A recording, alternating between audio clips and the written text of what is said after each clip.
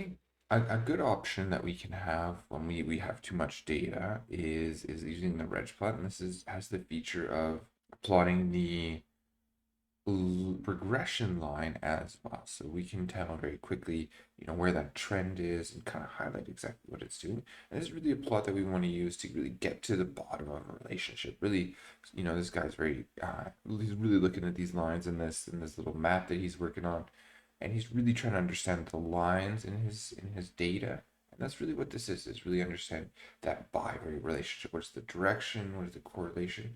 You can see though there is still a lot of data here. There's a lot of, it's kind of hard to see. Sometimes I have turned down the alpha, so we're able to see a little bit of texture with how much data, but it's still kind of hard to see what's really supporting this trend.